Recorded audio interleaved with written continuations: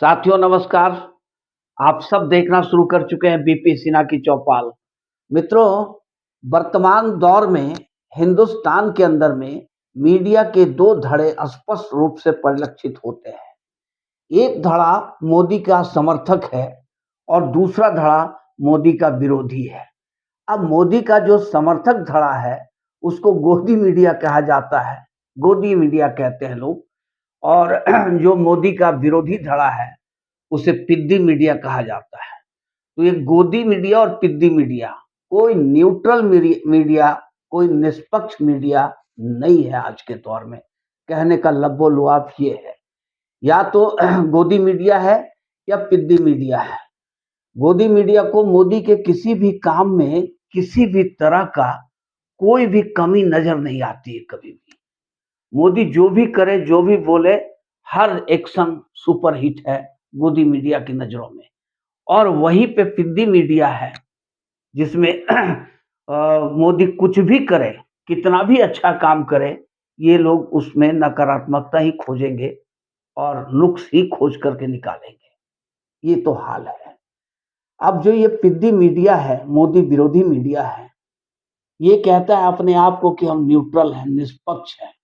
ये रवीश कुमार, ये पुण्य प्रसून वाजपेयी, अजीत अंजुम, सॉरी, ये सारे लोग जो है, अभिसार शर्मा, ये सारे लोग ये कहते हैं कि हम तो निष्पक्ष हैं, सरकार से सवाल पूछते हैं। और सरकार से सवाल पूछना कोई गुनाह नहीं है। वाक़ई सरकार से कोई भी सवाल पूछना ही चाहिए। और जनतंत्र का, लोकतंत्र का यही नीति है, यही नियत है और यही नियति है कि सरकार से सवाल करी जानी चाहिए। लेकिन एजेंडा नहीं चलाना चाहिए। तो ये जो जितने पिद्दी मीडिया वाले लोग हैं, चाहे अभिसार शर्मा हो, चाहे रवीश कुमार हो, चाहे पुण्य प्रसून वाजपेयी हो, चाहे अजीत अंजुम हो, चाहे राजीव रंजन हो, ये सब जितने हैं ना, ये कोई निष्पक्ष और पक्षपात मीडिया नहीं है। ये सब लोग अपना एजेंडा चलाते हैं और खुल करके एजेंडा चला रहे हैं। अभी पिछले जो 5 राज्यों का इलेक्शन हुआ, इसमें इन्होंने जो झूठा एजेंडा चलाया, हर जगह झूठ, हर जगह झूठ, हर प्लेटफ़ॉर्म पर झूठ बोला इन लोगों ने। एक एजेंडा सा चालू चला दिया था कि भाजपा खत्म, भाजपा भाजपा अब पतन की ओर अग्रसर हो गई है। मोदी जी का लोकप्रियता खत्म हो चुकी है। अब जो है मोदी का कोई लहर कहीं नहीं चल रहा है। अब हर जगह राहुल गांधी का लहर चल रहा है, कांग्रेस की लहर चल रही है। एक हिमाचल और कर्नाटक क्या जीत गए कि इन लोगों ने मतलब राहुल गांधी को फर्श से उठा के अर्श पे बैठा दिया था, और झूठ-मूठ का।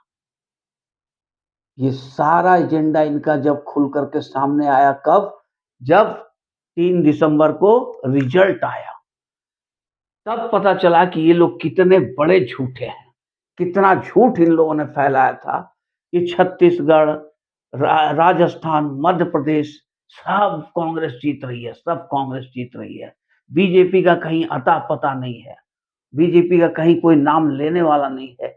ये ये हालात इन्होंने पैदा कर दिया था माहौल में कि बीजेपी पूरी तरह साफ हो चुकी है और इनकी खुशी का कोई ठिकाना नहीं था।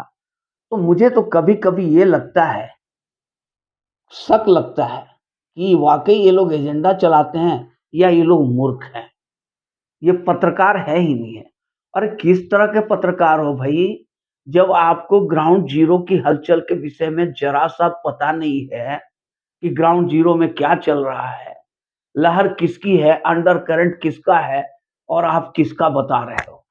तो इसका मतलब है कि 2 ही बात हो सकती है, या तो आप लोग पत्रकार कहलाने के लायक नहीं। जब आपको रियलिटी पता नहीं है, आप झूठ परोसे जा रहे हो, तो आप पत्रकार कहलाने के किसी भी तरह से लायक नहीं हो। और दूसरी बात है कि अगर आप लोग को सब पता था, कि हाँ बीजेपी का अंडर करंट है, लहर है, तो फिर आप लोगों ने झूठ क्यों बोला इतना? सवाल तो ये भी उठता है, या तो आप लोग पत्रकार हो ही नहीं, आप लोगों को कुछ आइडिया नहीं ग्राउंड ज़ीरो का, और अगर आइडिया है फिर भी आपने झूठ फैलाया। तो आप लोग झूठे हो, एजेंडाबाज हो।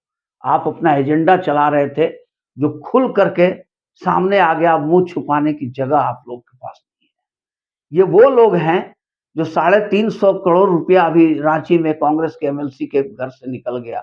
ये लोग मुँह बंद करके बैठे हुए हैं। एक जवान इनके मुँह से नहीं निकलने वाला है।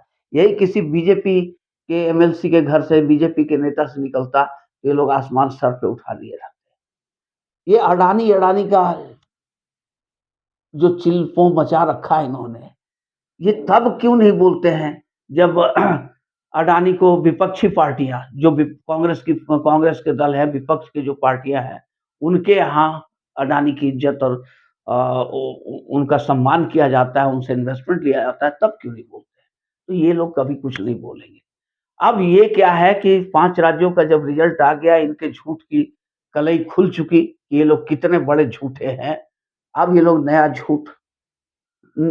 झूठ परोसना शुरू कर दिए। अब रवीश कुमार जी का कितना हास्यास्पद बात है। रवीश कुमार जी कह रहे हैं कि अरे भाई, मध्य प्रदेश में शिवराज सिंह चौहान जीते हैं, मोदी हार गए। अब ये 2024 के इलेक्शन में कहेंगे कि भाजपा जीती है, मोदी हार गए। ये क्या बेवकूफाना बात है। इसका मतलब आप सब लोगों का दिमागी संतुलन गड़बड़ा गया है। अब ये लोग सारा मिल के प्रोपेगेंडा क्या कर रहे हैं कि भाजपा के अंदर में गुटबाजी हो रही है, भाजपा के अंदर लड़ाई झगड़ा हो रहा है, आरएसएस मोदी के खिलाफ खड़ी हो गई है और आरएसएस के साथ गडकरी हैं, फलाना धमाका है, राजनाथ सिंह, ये लोग सब पुराने लोग एक साथ हो गए हैं और मोदी और शाह के खिलाफ खड़े हो गए हैं। ये नया झूठ फैलाना शुरू कर दिया है लोगों ने। पर आपकी बातों का कोई भरोसा नहीं है और आपकी बातों को कोई सीरियसली लेता भी नहीं है। अगर सीरियसली लेता आप लोगों की बातों को, तो आज कांग्रेस 5 राज्यों में शपथ ग्रहण कर रही होती। तो साथियों, अगर ये वीडियो आप लोग को अच्छी लगी हो तो इसे लाइक करेंगे और चैनल को सब्सक्राइब करेंगे। धन्यवाद।